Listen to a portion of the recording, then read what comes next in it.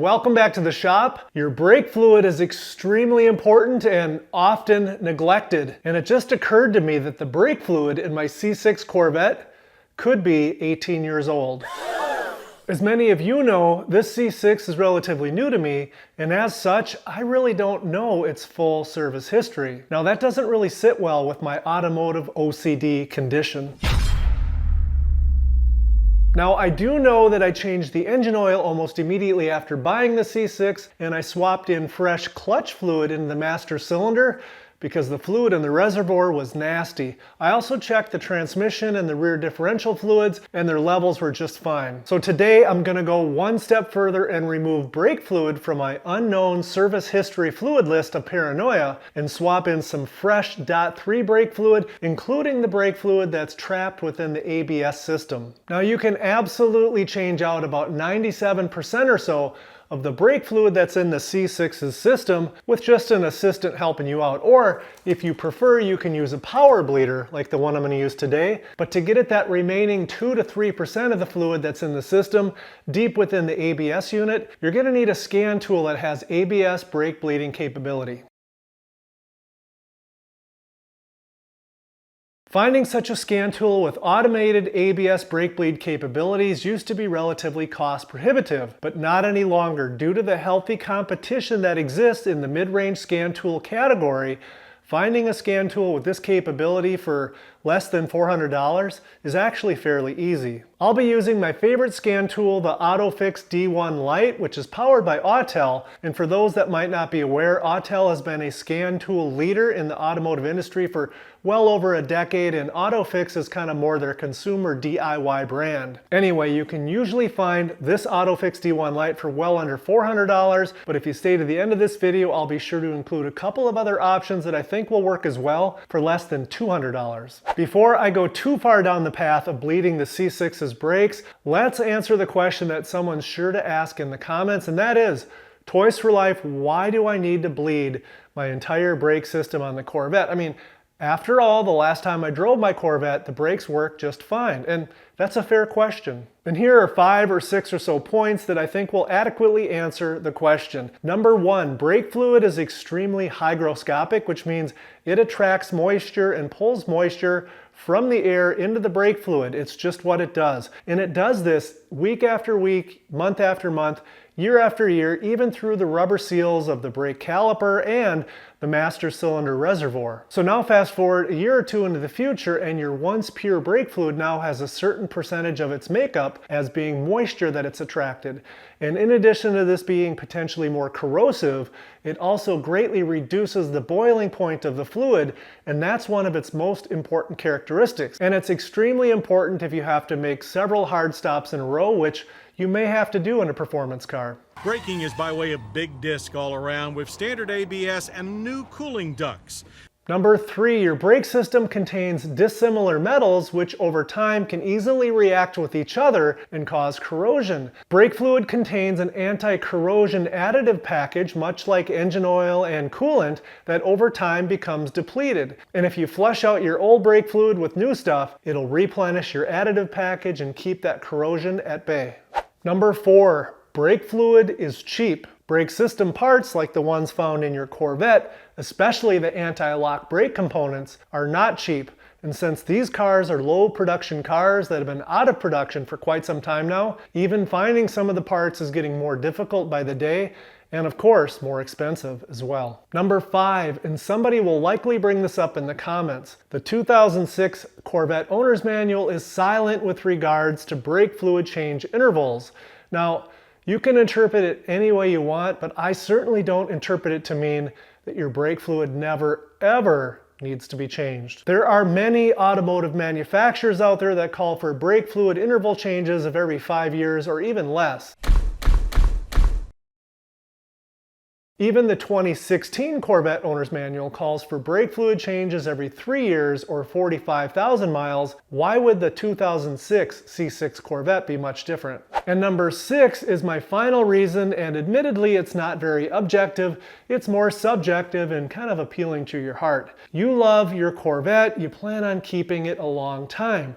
And if you take good care of your Corvette will take good care of you. So now that I've hopefully convinced you that your Corvette needs its brake fluid changed, especially if you have no idea when the last time was, the first step is to get the Corvette up in the air so we can get the wheels off. I'm going to use the max jacks for that, but you can certainly do the same thing with a set of ramps, a floor jack, and a set of jack stands.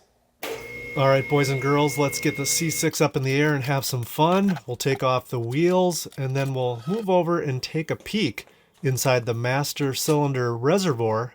And oh my, that is not pretty. YouTube's gonna kick me off for showing something that nasty. We have no other choice but to evacuate all that old nasty fluid. I like to use a fresh piece of rubber hose with my Mighty Vac and go ahead and evacuate all of the fluid. It might take a couple of containers full, but take your time and be careful. Let's take a look at what this looks like. Yeah, that's pretty disgusting. We'll pour that out and we'll continue on until it's completely empty. And I'm satisfied that there's not much left. Now we can go ahead and pour in some fresh stuff. I'm using .4. You can do your own research, use .3 or .4. We'll get this filled back up and we'll take a look, and this looks much, much better. Next, I'm going to hook up my Motive Power Bleeder, which is a useful bleeding tool that pretty much any home shop should have. You can fill this up with brake fluid to make sure you don't run dry, but that can be a little bit messy, so instead I like to just make sure my reservoir is full and then keep an eye on the container that I'm bleeding the old brake fluid into, and based upon that amount I check the reservoir once in a while to make sure I don't run out. Next we'll pump this up to 15 pounds, and this acts in place of having to have an assistant pump the brakes for you. I've got the Autofix hooked up to the C6. I'll go ahead and hit Auto Detect so that the scan tool actually knows what vehicle I'm connected to, and it'll take a few seconds to do its thing. Then it wants me to confirm this is the VIN, which it is.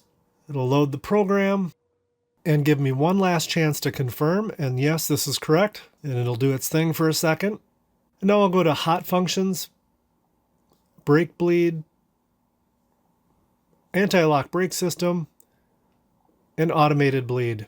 Let's pause for just a moment before hitting the Automated Brake Bleed button. There's a couple of things I want to make sure you have in place so that we make this brake bleeding process efficient, stress-free, and most importantly, we do it correctly. First, just make sure that you've already got your car up in the air like I do with all the wheels off, so you have good access to those brake bleeders. Second, your ABS system is going to be running quite a bit during the testing, and that's going to take a fair bit of juice from your battery. So it's not a bad idea to hook up a battery charger to make sure your ABS pump has full voltage during the test, and also to make sure you don't end up with a low battery when you're done with this procedure. Go ahead and make sure you can break free all 4 of your bleeder screws with a 6-point 10mm socket like this one. Do not use a combination wrench for breaking them loose. You're likely to strip them off if they're stuck, and then you've just got more problems that you didn't need. So you've been warned, don't be a lazy ass and skip this step unless of course you're missing your 10mm socket like I am. I had to borrow this one from the neighbor.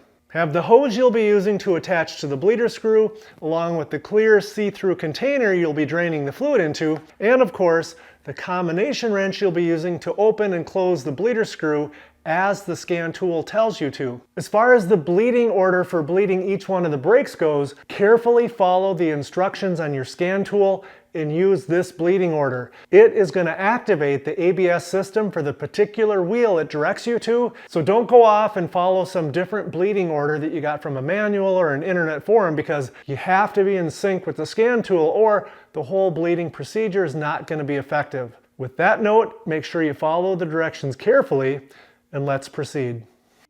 Anti-lock brake system and automated bleed. Here's the first set of instructions, most of which we've already talked about, but make sure you've got the ignition on with the engine not running, and we don't need to firmly hold and apply the brake, nor will we need to pump it, because again, we've got the Motive Power Bleeder hooked up and it's pressurized to 15 pounds per square inch.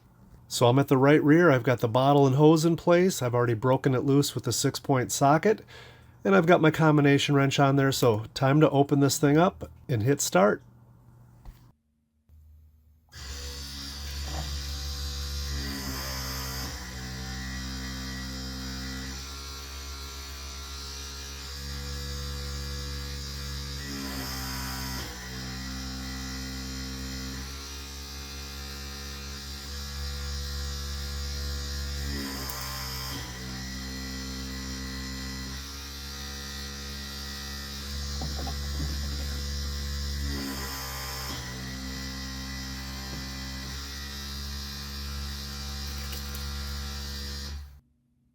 Now I can close this bleeder valve, and I'll scurry over to the driver's side rear where I can open that bleeder valve.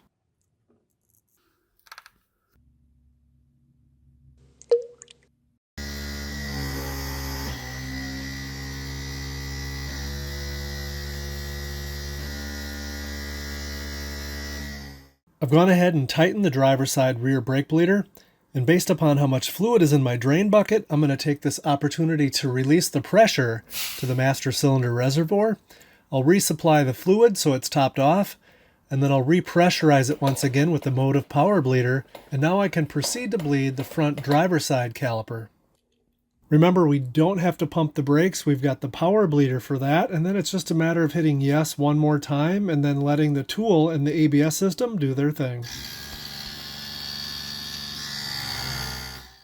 Now we can close the driver's side front bleeder screw, check on our pot of coffee, scurry over to the passenger side front, open that bleeder screw, then hit yes and yes one more time. And by now, I'm pretty sure you've got the general idea. And I'm not gonna lie though, there's just something satisfying about watching this sludge drain out of your C6. And before you know it, the procedure is complete. And one last thing we need to do is compare the fluid that we drained out of the C6 with some fresh fluid right out of the tap in a clear glass. Pretty startling when you think about it. That's all there is to it, guys. It sounds a little scary at first, but once you do it once or twice, it's pretty darn easy. It's just a slight modification to the protocol for bleeding brakes that you're probably already used to when using a power bleeder on your C5 or C6 system. Again, the Autofix D1 Lite does a great job bleeding your C6 and your C5 brakes for that matter. Plus it has a whole slew of additional active tests. It can read and scan codes. It's bi-directional. Just a great tool for the home DIY shop. As I mentioned at the beginning of the video, here are two other options for ABS brake bleeding that should work well for the C6 and the C5, and these come in at well under $200. If you learned anything from today's video, please help me out and return the favor by leaving a simple thumbs up. Consider subscribing if you haven't already, but most of all, thanks for watching.